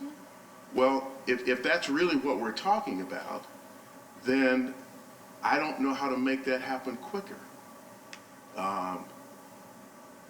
You know, so I'm just saying, you know, I can live with this tension that I'm feeling from you, because I know where it's coming from. I know how genuinely you want us to move forward. But just understand, you know, we can only move so far. All right, that's number 1. Number 2 is that what I also learned 15 years ago is that we cannot get too far out in front of you, because you want to play in the sandbox. You want to make some decisions. You don't want us to make those decisions. So we try to facilitate a process where you can make those decisions. Tonight's discussion was about demolition, remember? Well, we're not talking about demolition. I mean, we kind of moved off of demolition because we're not ready to demolish. But I have to accommodate your having this conversation, because we aren't sure what it is we're doing. So one of the things that I would like to get from you tonight, based on all your conversation, what would you think that we should be doing once we leave here tonight? We clearly are doing some preparatory things, you know, so all that stuff is understood, you know, we're doing all that. But I'm not real sure I know on the demolition question what your corporate view is on that. One question for Mr. Horman, if that's okay. Mr. Puglace. And a clarification from Pam. Is it from today, is it 6 months until we're ready for an RFP, or 6 months from whenever we start? I think it's 6 months from wherever you start in actually doing the work to prepare it. You will have to have the advice of various consultants working with you on that. I think it will take about 6 months to get it prepared, Once we start. revised once you start, not from today. So then I'm going to go back to my original question. When do we think, based on the process we're currently engaged in, that we might be ready to go to RFP? Because it's going to take 6 months when we start. If we've got another 6 months to go before we get there, a year is not going, it's not going to make me happy, it's not going to make the community happy. No, I'll let you finish. No, I'm just. But that, again, imagine Clearwater was not focused on redevelopment of Osceola. Imagine Clearwater was focused on redevelopment of the Coachman Park area. And we are now forgetting Imagine Clearwater because we want to get something on Osceola done right away. What was the goal of Imagine Clearwater? The goal of Imagine Clearwater was to finish the park. Downtown? No, sir. No, sir. We never sold it as downtown. We sold it as making the Coachman Park area a vibrant center so that then we could go forward in redevelopment of the downtown. Now, your perception was different than mine then, okay? And that's where we're having this stumbling block that's causing problems for staff and frustrating us. And again, I'm going to go back to what the consultants told us to do first. They didn't say do Osceola Street first. They said do the park area first, and that will spill over into the downtown. I would suggest that consultants don't always have it right. No, they And, don't, Mayor- but we don't always have it right either. Agreed. Okay, and what we're trying to do is, what did we tell our residents? Help us do Coachman Park with this Imagine Clearwater plan. Because we're still gonna have to go back to them to get approval for whatever we do in Osceola. And if we don't show them something that we've done with what they gave us permission to do, how in the world do you expect them to give you permission to do something that you haven't done in the first place? Mayor, I was on council in 2012 through 16 when we brought in, city manager suggested, because we had run out of, last Friday wasn't revitalizing downtown. Urban Land Institute was brought in, we had 48 recommendations. Coachman Park wasn't even on the table. Imagine, it wasn't even, I don't think it was called Imagine Clearwater at that point, because CMA was going to move downtown. All 48 of those recommendations, each and every one of them, we brought Urban Land Institute in to revitalize downtown. And when CMA failed to finance, that made Imagine Clearwater move to number one. But it's always, all the Urban Land Institute, who else was here? Hoyt was here. It was always about revitalizing downtown. Coachman Park, it's a great big wonderful green space right now that nobody goes to. So yes, it's going to be a community asset, but it was always intent, and it was a process. It was because the active edge was huge. The active edge was them going to migrate to downtown. So I'm not even convinced the Gateway needs to be the first thing. I think the amphitheater, pavilion, whatever we're going to call it, that needs to be decided, and that needs to be the first thing. Because we still have Water's Edge, and we have internal, there's still discussions, and I know we're modifying the plan for the Gateway, but I don't know that we'll get to where we need to be with the community on that Gateway to be the very first thing that we do. A difference of interpretation, Mr. Polglaze. I Mr. just wanted to answer Councilmember Polglaze's question. That's that 4 to 6 week timeline for us to be able to have that conversation about all of those different elements that you need to consider on how we move forward with the RFP, to know what we're going to put in the RFP.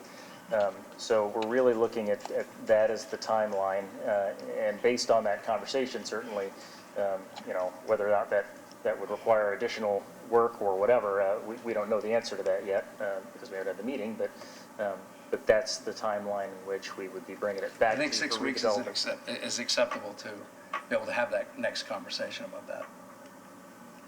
I mean, if you're comfortable with 6 weeks, No, I believe we'll have enough to be able to have the conversation and really give you the data that you need.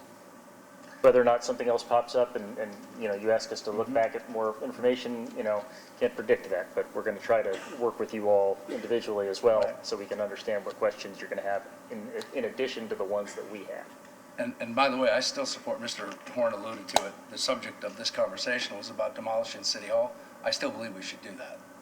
I think that really shows the development community that we have made available. CMA properties, City Hall, Harborview, they're all gone. And by the way, here is the template. This is what Imagine Clearwater is going to look like. We open our arms to any and all ideas for financing. This is what we can do. We've sent staff to, I'm glad Mr. Horn's good with the tension, because I do believe we should be juggling more. And I know we are behind the scenes. We're doing work on City Hall. But I think the official, the legislative part, the policy part, is the part where we need to give staff direction. Yeah, let's do this. Tearing down City Hall is not going to get anything done any faster. It may make you feel good, okay? But as Mr. Hamilton alluded to, you're going to have open space there for a long time. And it's not going to. It's Let's not going to hope a long time. Well, but you are, because people want to see something finished, and tearing down City Hall doesn't finish anything. And no developer is going to come in when there's nothing else down there. What do you think about someone 6 months from now, if we don't let an RFP for 6 months, and then it takes 6 months to finish it, people are going to say, that white elephant, empty, ugly shell of a 1969 building is still sitting there. They're not doing a darn thing. I would, and that's to the, for lack of a better term, that's to the uninformed. Because if we do our due diligence and we put an RFP together, the RFP will show progress. Need to know we're making progress. The development community and whatnot. The removal of City Hall doesn't show anything out of, okay, we tore a building down. But an RFP and interest from the development community to submit proposals based on that RFP shows something. And ultimately, out of that RFP, I believe we can get the demolition of City Hall paid for by someone other than us. And I think that's a big win. All right. And let me also remind ourselves that we demolished the Economy Inn property. That needed to go. That was. It needed to go, but we demolished it 10 years ago. And it's still an empty lot, with the exception of the portion that's being used by the community gardens. You're the developer. You put yourself in the developer's shoes. Would you develop in Clearwater yet to that extent in the East Gateway? Would you develop on that one site when you don't know anything else that's going on? On Clearwater's Harbor? Yeah. Absolutely, unquestionable, no doubt. Well, let's get the RFP together and let's see. Let's do that. That's the direction we need to go. But one parcel isn't as valuable as the whole parcel. That's what y'all are missing about all this. We're not missing. We're talking about a master RFP for everything. And who knows how much more valuable it will be if we can show not only ourselves and the developers, but our community that we've done something with what we told them we were going to do first off. Then let's. That's what we're talking about doing. And again, you want it done tonight. It's not going to happen tonight. It's not going to happen at our next meeting. Let's just stop worrying about how quickly can it get done, because the more we worry about how quickly it's going to get done, the longer it's going to take. Mr. Albright. Okay, I can make a concession on the demo of City Hall. I just want to talk about what the next step is after Harborview. I think we ought to know that. Is that something we need to talk about tonight? Let's talk about it tonight, so we know that once Harborview comes down, where are we going after that? Can we start something else? I mean, I brought it up last summer. Can we start back at City Hall, do something in the dirt? Well, you want to look at construction? I'm all for construction, not demolition, but let's do something. So we can begin the design on this next step, so the post-15, call it 15% design, and then construction phased coming out of that.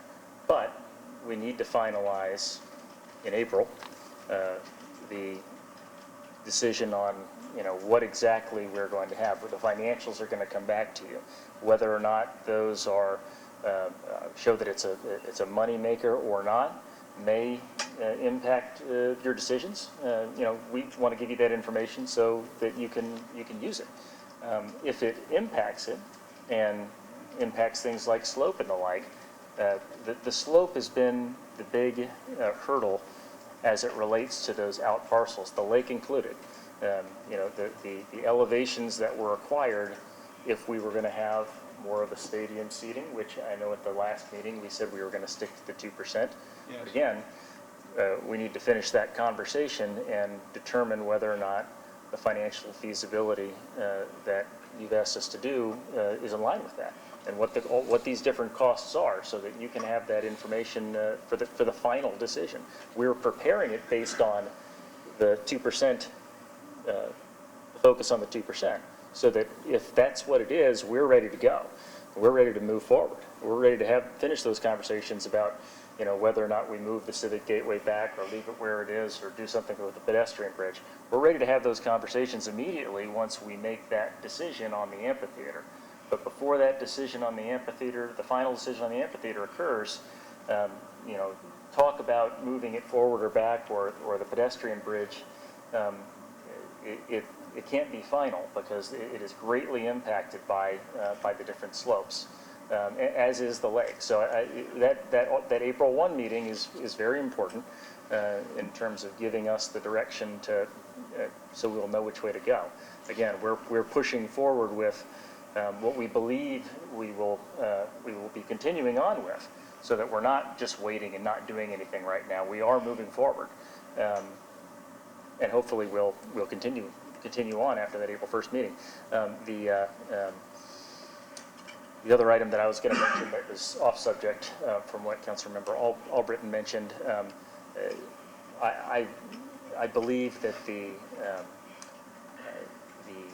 whether or not that site, City Hall, does or does not have a facility on it or a structure on it, does probably come into the pro-con about RFPs and how we do it and when we do it. I think that's part of the conversation potentially, and I can see where it would have some value in that discussion, and that falls right into that 4 to 6 week timeline. We're moving forward in the next 4 to 6 weeks on asbestos abatement, not the actual abatement, but the survey. So it doesn't hold us up to have that conversation in 6 weeks or 4 weeks. It doesn't hold us up at all. We'll be ready to move forward one way or another after that. But I think that's a key time where we can discuss issues like should we have the facility there or not, to make it the most valuable to the city and the most efficient for our construction. Mr. Condon.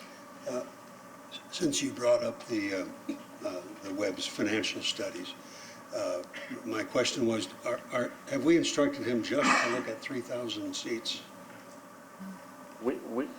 He's going off of the instruction that he received at the last meeting. To my knowledge, and I haven't looked back at it, but my understanding of that was that it was 3,000, and he was focused on it being a versatile area with a temporary / retractable roof.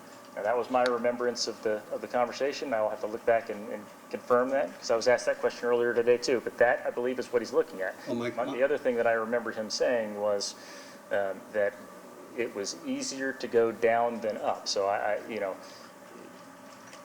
he may struggle to go up from that. I would have to talk to Duncan about that and confirm whether or not that's an issue. And I have a call with him tomorrow where I can start. My question is, Hold on a second, Mr. Albert. Hold on. My question is, if he comes back and says 3,000 seats is not financially feasible, we're where we were a month ago. Why don't we have him look at 3,000 seats or 4,000 seats or 5,000 seats? And if there's another number that's more feasible than 3,000 seats. So we have tried our best from a staff perspective to remain independent on this. We wanted him to receive the direction from the council. So I'll let Mr. Horn know. This is my recommendation, is that you have had an opportunity to give guidance to the consultant. You did that. If you don't like what he tells you, then you can move in a different direction. If 3,000 isn't enough, then you go to 4,000 or whatever it is. But you can't expect, this professional to take the conversation, do his very best to understand what you've told him, come back to you with what he has heard, and then, it's not a perfect process. He heard you, he's reacting to it. If it's not what you want, then you have the ability to change that. And whatever consequence associated with that, then that's, you want to accept that. There is clear difference of opinion on how big the apple should be. But you all reason through that. You all reason through that. And that's what he took away. So if it's less than what you wanted, when he brings it back, you're going to have to talk about it and sort it out. I mean, that's the process. Mr. Albert. Well, just to be clear, my recollection of what was talked about, and I talked to Mr. Maxwell about this today, was that he wanted to start at 3,000 and it was a scalable number, that if you could go down or up, because if he comes back and we still got time, if he comes back and says, here's my report on 3,000, and we say, well, what about 2,500 or 3,500? Well, I have to go back another 6 weeks and figure that out. I don't want to hear that. I want to have him, based around the 3,000 seat thing, be able to tell us if we decide 3,200, where's that going to be? If it's 2,700, if it's 3,500, he ought to be able to tell us. I want a scalable number around that number. I thought it was a starting point as well. What he said was 3,000 seating, but he said he wanted you to think in terms of 10,000 total. That's fine. The total in the green area, I understand, but so that's what he said. But also the scalable roof, I brought up. I said, why are you pricing a expensive retractable roof when I know that's going to be more? He said, well, I'm going to go ahead and do that. The technology is advanced, and I think I can give you. We should have two options. Well, I don't want. Anyway, so that's fine. If you want to bring us that number, it's not going to. It's something we can look at, but I mean, I told him that I thought that was going to be an expensive option to do, and maybe we'd be talking about a fixed roof that can, and he kind of wanted to go off in the retractable roof area. But so I hope he brings us prices on both, is what I'm saying. And if one of you talk to him, I'd like him just to. The engineers are working on the retractable piece, and the engineers also have some data, and I'll confirm that they'll bring the fixed as well, but some data on the fixed. Duncan is not necessarily injecting the capital construction cost into his O&M. It'll be sort of it's additional information to consider while we're talking about whether or not it can operate from a business perspective outside of capital. We'll have the capital numbers there as well to sort of help inform the conversation, but we should have both numbers at that meeting. Okay. For that. Now the 4,000, I will have to confirm with Duncan whether or not he can scale up like that or not. I don't know the answer to that question yet. Mr. Fogler. My understanding was exactly that, because he started at 25 and we talked him up to 3. And then at the end of the conversation, it was, okay, that'll be a starting point for the next conversation. Now, if it's going to be an end-all, because those are the only numbers that he gave us, is revenue-based, projections based on 3,000 seats, I don't think that doesn't really satisfy or answer the questions that we have. I think you need to go back and look at the meeting, at the very end, where things were kind of summarized. Well, and then the other thing was, and he really was pushing hard for the retractable. I mean, and if we're not going to get an option for a fixed roof, then I don't either we weren't clear enough or he didn't interpret well enough. No, the fixed. So I believe what his professional recommendation was to keep it as versatile as possible, and he felt that the temporary retractable roof was the best way to achieve that. I don't have any doubt that he understands that we have to weigh all of these different things, whether it's an operating and maintenance question or a capital question. We're going to have to weigh all of these things, but we need to have all that data together. Yeah. The engineer is the one that's going to be putting those numbers together on both issues. His intent was to push the engineer to find those solutions that that are more appropriate with the market as Duncan sees it. So we'll have the information, and his job is to make sure that it's the right information. Well, I think, Micah, you've heard us, and you can relay this to Duncan. But I want to get back to the other conversation. Wait, Mr. Hamilton had a comment. I think we're unnecessarily muddying the waters ahead of what's going on, because my expectation is that when Mr. Webb comes back in front of us on April 1st, he's going to give us the economic analysis of a 3,000 seat, and he'll say, I think 3,000 seats, he's either going to say, I think it easily works or is going to be difficult. One of the two. Because, and if he says it easily works, that means maybe we would want to go a little bit more. If he says it's going to be very difficult, that's telling me 3,000 is too many. We might need to consider dropping the number. But we're playing a lot of what ifs right now, not knowing what he's going to come present to us. And I'd rather, you know, instead of getting my blood pressure up, I'd rather wait for him to make his presentation, and then let's react to that and move forward from there. In addition, I might add, if he only comes back to us saying that 3,000 doesn't work and doesn't go any further, then he hasn't done his job well, in my opinion, because he ought to be able to tell us, okay, y'all talked about 3,000 and 10,000, but 3,000 seats aren't going to work. You really need to go to 4,000 or 5,000 capacity for seats and 5,000.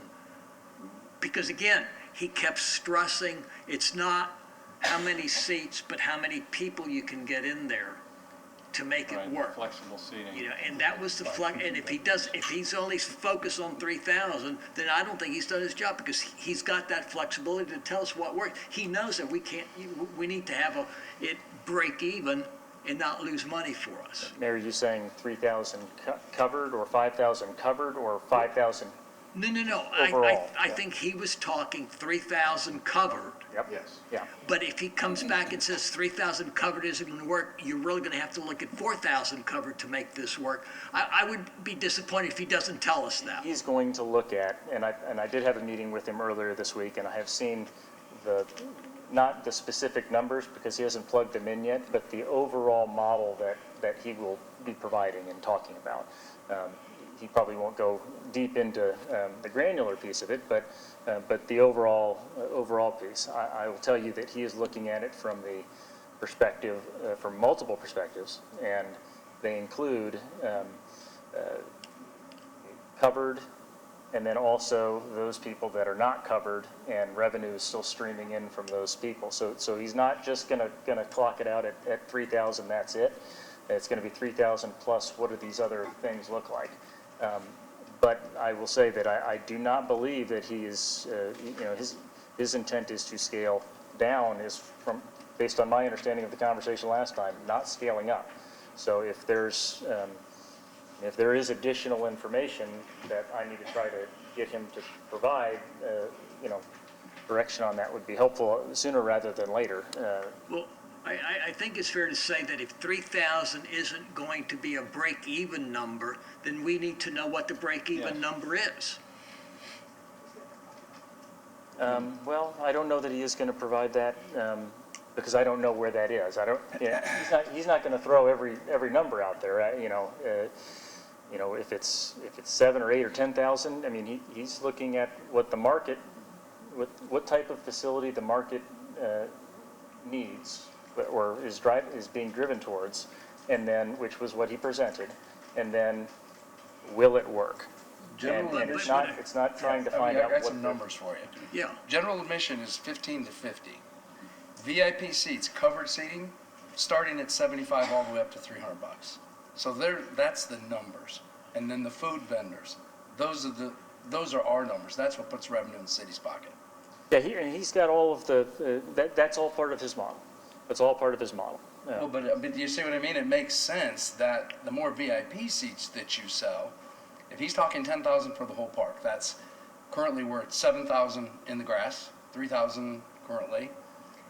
If that's, you see what I mean? I'm more about scaling up than down. I think that we don't know what we're not missing, I think is the question. We don't, or if we are missing something, myself included. I mean, that's why we've got Duncan to try to flush out all of those hidden costs or hidden revenues. And that's what he's going to try to bring back to us. All right, let's not try to second guess what's going to come back. We'll just. My only concern is that it's on April the 1st. I would have felt better if it wasn't on April Fool's Day. I have given him strict instructions to not play an April Fool's joke. Okay. Did we end up with 4 for the RFP thing? Where were we on that? Well, again, this goes back to what I said earlier that y'all didn't like. we're our own worst enemy sometimes when we get off on these tangents. And I've let us get off on these tangents, because I think that it's important that we try to flush everybody out to understand where we are, because we haven't had these conversations. I think we were done with, I think there were four of us that were looking at RFP, and then Dr. Cundiff brought up the seat thing, which I think was a relevant Mr. conversation. Horn, you wanted to add something here? We've really muddied the waters up an awful lot. Well, I was going to ask that respectfully, you all will let us, be in conversation with you that gives us the opportunity to push back in areas that we don't feel comfortable with. There is a lot of disagreement. This is very difficult. You all have made this very difficult because we're trying to support all of you. And in the absence of any decisions, now we're trying to, just your comment about, well, is everybody ready for the RFP?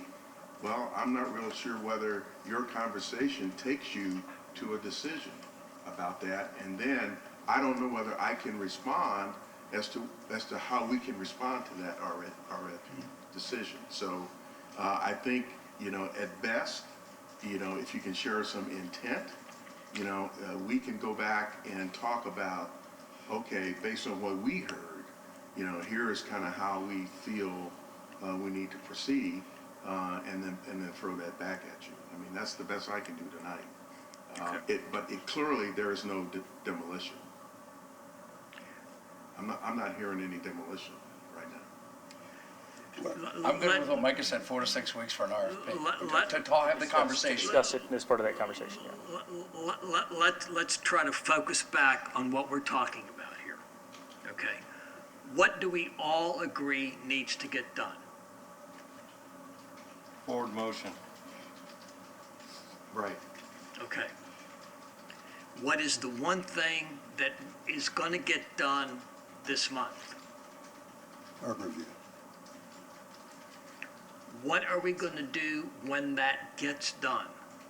Immediately after that, we're going to have this conversation on the amphitheater, pavilion, whatever we want to call it. At that point, we're going to have staff know where we are with the amphitheater.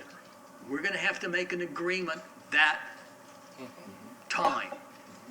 Because if we don't, then 6 months from now, we're still going to be here wondering, why haven't we done anything with the Harborview Center torn down? So we're going to have to really decide once and for all what we want with that amphitheater, so that all these other pieces can start being tossed in the air.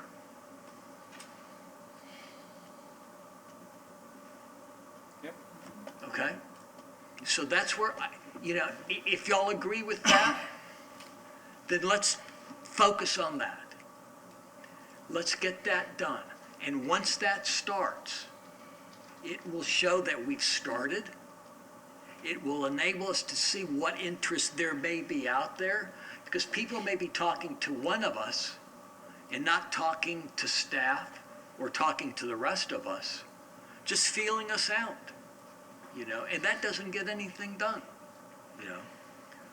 So let's do that. And then these balls maybe start coming at us faster than we can imagine.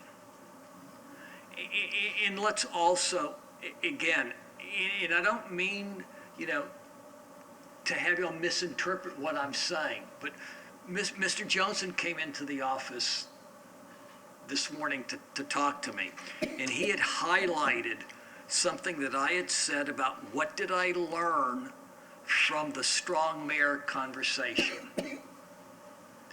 And what I learned was that sometimes, it was in there, that because each of us gives our own opinion to the manager and staff, then they have to circle back to us, to the rest of us, to see, well, what do you think about this? What do you think about that? And we have these conversations, and that delays things.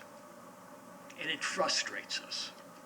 And I think that the Strong Mayor initiative was more aimed at, well, if I only had one person to talk to, things would get done right away. Well, they might not get done right away, but they would seem that way. And so that's what I meant by when each of us has his own opinion, it delays things because we have to get to that consensus, which I think gives us a better product. And as Mr. Hamilton had alluded to any number of times, we'd rather do this right than fast. And despite what some of y'all are hearing, I think the community would rather have us do it right than fast also. And if we do that, then we will have that buy-in.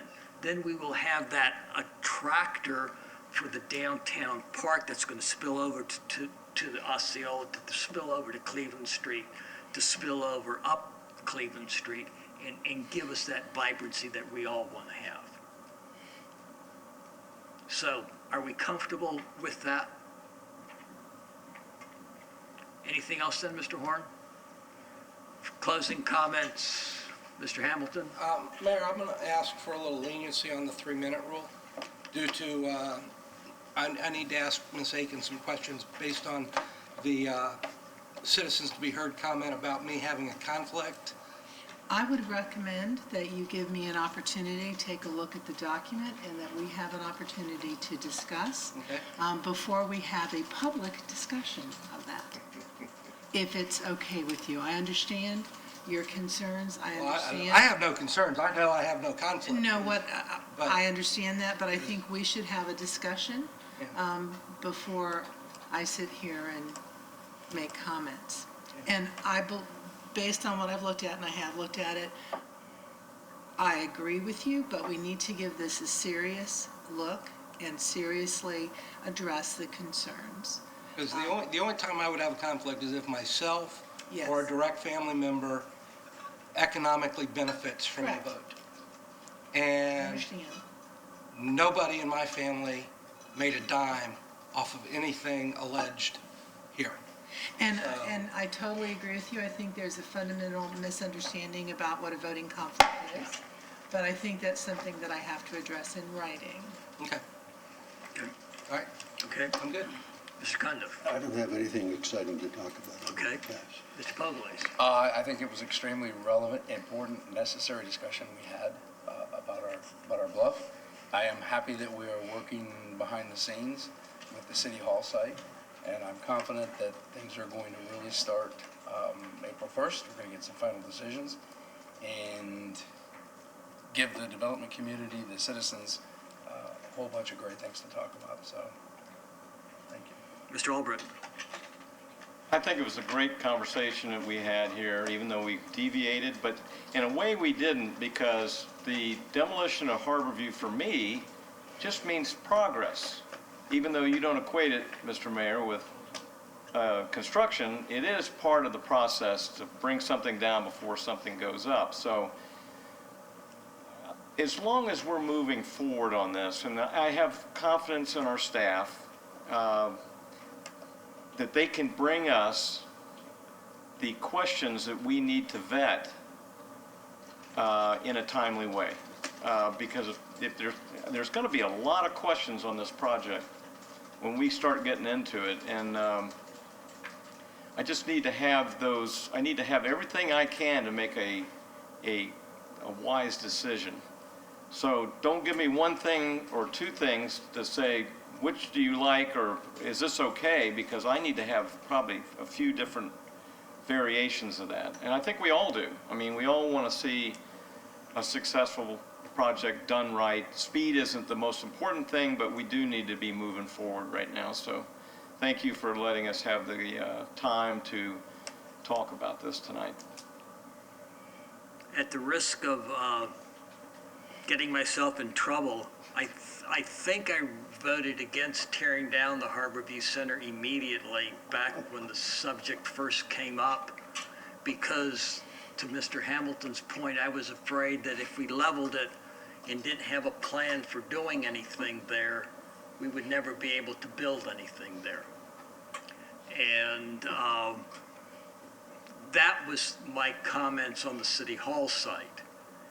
I'm glad we're moving forward with the demolition now because we've got the civic gateway that we want to do.